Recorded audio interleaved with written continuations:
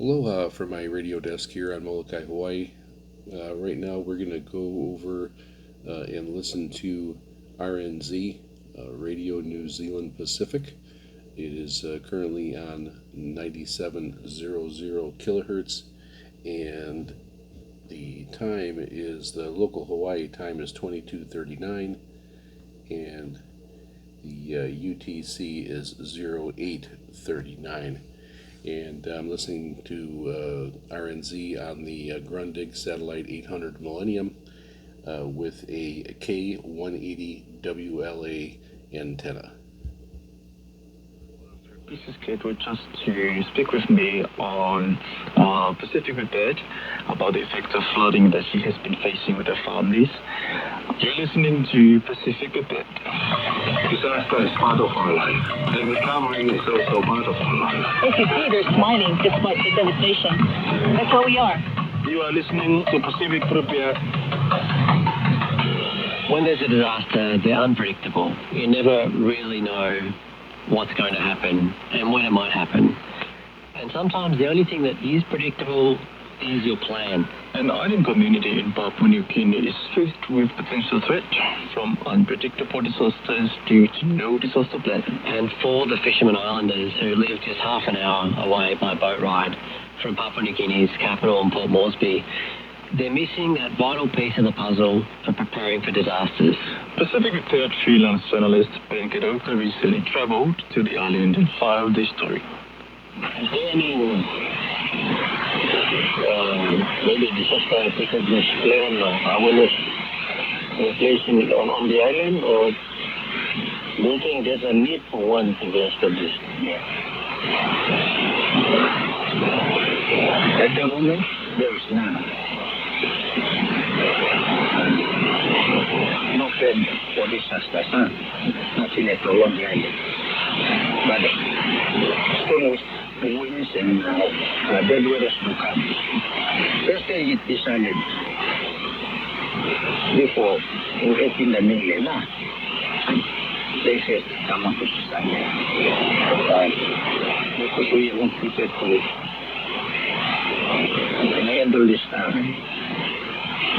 good times. I mean, what you have said, that now there is no plan for disaster preparedness here. So, I think with what you have said, I think that this has to look into it. The community, the Taiwanese people, has to look into it and make a plan for disasters.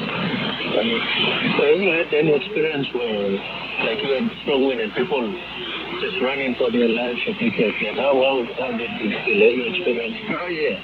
Tell me that experience. It was a funny thing. One time, very strong wind came. So, children with their mothers, they were running. But where they were running to? They went to the church building. All of them pushed up there, inside the church building. Yeah, they feel that that's the safest thing. They thought it was the safest thing. Yeah.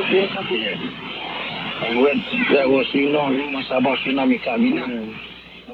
The signal's coming in at a S8 roughly. It's bouncing between S7 and S9. And usually anything at S7 comes in really good. I'm going to go ahead and try to put this over to 7425 kilohertz. Usually this RNZ is on that frequency also. Let's see how that one is coming in, if it is still on that one. Preparedness plan, yes. So it can cover all the not only certain people, but we can cover all the whole community. So when disasters come, we know what to do, we know where to go, or we know who to contact, like this. Yeah. We might take because like our elder mentioned earlier, if our government should have plans on for future, then we can have plans like for storm wind warnings and strong wind warnings, we don't have the safe place to move. So we don't have plans. Just the only thing we do is we really take out friends and families to take down, take this place, take that place. Thanks to Pacific Prepared freelance journalist Ben Katoka for the story from Papua New Guinea. I'm just holding on for dear life here. For women, it's always safety first. They are the first responders. You're listening to Pacific PPS.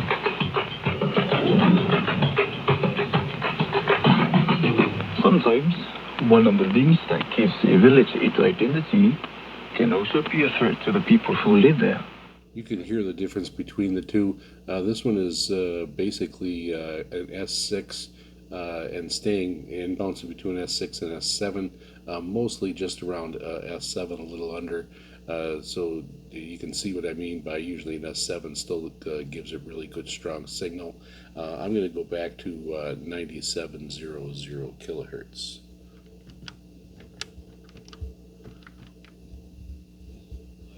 Vanua and livelihoods. Bulavinaka. My name is Merwale Sindivosi, and I'm originally from here in Levu, Mali. Just regarding our village, as how it was, it started. Our ancestors, they were in World before, so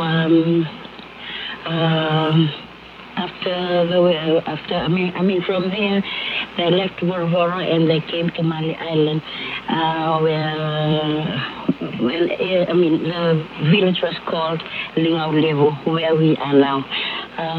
When we were here, they were here, and there were like plenty, the population grew, and they started to move up to the village in Vesi and Nakawanga. Another village down below. And then we were here, the ancestors were here until us today, as our village called Lingau Levu. Merwale see the village is by the sea, and I think it's one of the villages in the province of Mabuata that is prone or susceptible to the rising sea levels, coastal erosion, coastal inundation. Just talk about the reality on the ground. As we know about climate change, there are plenty effects that we have seen on the island. First of all, as the high tide. Before, we usually see that only 3 days that we experience high tide, but now it takes 1 week. It's been like a high tide for 1 week. So that's like one of the main factors that we see that is affecting us from the climate change. Also, where the sea level is, when it's high tide, it's it's come to a higher ground, like it comes in the village, where the sea rises. And as our head village head have already explained it in Fijian, with this, there are some places that we know that it's been like eroding or it's going out, just due to the climate change as the sea level rises. So I can be clear. I can really see and witness what Merwale just highlighted. The high tide, during high tide, the high tide mark would go beyond the high tide mark that the villagers would usually, see over the past. So there you can see the difference between RNZ, Radio New Zealand Pacific, on the two different frequencies here in Hawaii, on 9700 kilohertz and 7425 kilohertz. 9700 comes in much better on the K180-WLA antenna. On the meter, it's between S7 and S9, mostly right around S8 on the 9700 kilohertz, and it's between a 6 and a S7 on 7425 kilohertz, mostly towards the just below the S7 mark. But both of them are good, listenable frequencies for this, and it's coming in, the signal's coming in definitely strong enough to listen to. All right, from the radio desk here on Molokai, Hawaii. Aloha.